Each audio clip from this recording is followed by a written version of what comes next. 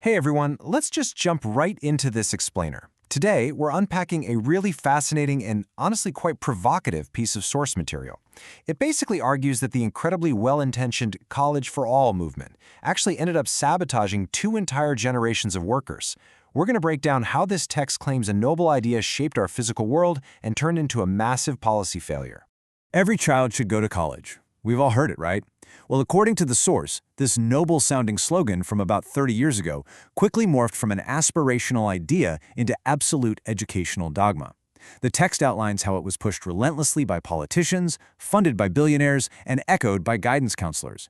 It really set the stage for what the author describes as a catastrophe.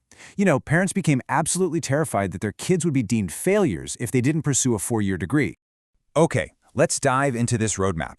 We're going to trace this chronologically. 1. The college-ready promise. 2. The death of shop class. 3. The student debt reality.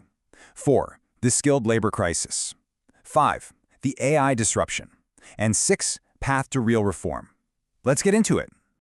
First up, Section 1, the college-ready promise. So, the text attributes the real gutting of vocational education to the 1990s and 2000s. Schools basically became obsessed with college readiness and university enrollment metrics just to appear successful on paper. The author argues that this whole era, heavily influenced by billionaire philanthropists like Bill Gates, ushered in this massive wave of data-heavy, standardized testing reforms. And the irony here? While schools obsessed over metrics, it was the testing corporations, the software companies, and the consulting firms that profited immensely. Meanwhile, career and technical education was just completely pushed aside as second-class learning. Moving on to Section 2, the death of shop class.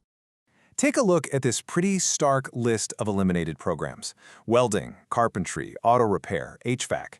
These aren't just fun extracurriculars, these are literally the foundational skills needed to build and maintain our civilization. The source details how this relentless push for high academic standards dismantled the physical spaces where students actually learned how to build and repair. Schools systematically shut down welding bays and converted auto garages into computer labs. By doing this, the text argues schools inadvertently mocked the trades, sending a really damaging message. If you work with your hands, you somehow failed. And this led to a huge psychological shift. Schools just stopped asking students, "What are you good at?" and replaced it with, "How do we get you into college?" The author points out the immense cultural damage this caused. Millions of kids who were naturally gifted with mechanical intelligence and spatial reasoning were made to feel inferior, just because they didn't fit into a super strict academic mold. So instead of thriving while rebuilding engines, they were trapped in endless test prep. Which brings us to Section 3, the student debt reality. $200,000. Let that massive number sink in for a second. The text observes that this college as survival requirement mindset meant millions entered universities without any real economic plan. They majored in programs completely disconnected from the actual labor market. The result? Well, students today routinely leave college with $40,000, $80,000, or even over $200,000 in debt for degrees that absolutely do not guarantee any sort of economic security. All right, Section 4, the skilled labor crisis. While students were racking up all that debt, a severe and entirely predictable labor crisis was brewing. We are now facing critical shortages across the board: certified welders, electricians, machinists, pipe fitters. Because society spent decades telling students that working with their hands was inferior, fewer people entered these vital fields. And today, massive infrastructure projects are actively being delayed, and companies are desperately forced to rely on foreign labor or an aging workforce that is rapidly nearing retirement. And this brilliantly illustrates the contrast in global strategies. Over here in the American system, billions were poured into standardized testing, administrative bloat, and tech contracts. But look at the European system. Countries like Sweden, Germany, and Switzerland took a totally different route. They invested heavily in high school apprenticeships in fields like robotics, aviation, and engineering. They treat technical mastery with actual dignity, whereas the author argues the American system essentially abandoned apprenticeship culture entirely. Now for Section 5. The AI disruption. So this is where a staggering irony is unfolding. According to the source, artificial intelligence is about to become the ultimate stress test for the College for All model. Just look at this table. The highly credentialed, white-collar professions, clerical work, basic coding, data processing, they are incredibly vulnerable to AI. Meanwhile, the trades society desperately needs, your electricians, plumbers, welders, are pretty much AI-proof.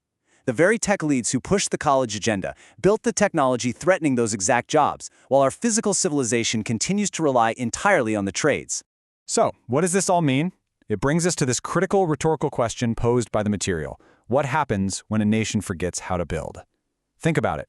An AI chatbot cannot physically rebuild a transformer station after a wildfire. An algorithm can't replace a master welder on a pipeline.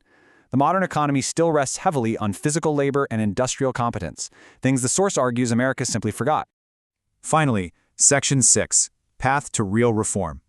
To fix this whole mess, the source argues America has to completely abandon the false hierarchy that places a college degree above everything else. The actionable steps they outline are straightforward. 1. Restore high school shop classes and fund vocational labs. 2. Rebuild those lost apprenticeship pipelines. 3. Partner directly with unions and real-world industries. And 4. Allow students to explore meaningful technical careers early on. Doing this equips students with employable skills and practical competence without the lifelong debt. I want to leave you with this powerful quote from the text. In trying to create a nation where everyone went to college, America forgot how to teach people how to build a country. It really perfectly summarizes the core argument of our source material today. It leaves you deeply pondering the future of our economy, doesn't it? If we don't rediscover the value of practical education, how will we sustain an economy that actually exists in the physical world? Thanks so much for joining me for this explainer.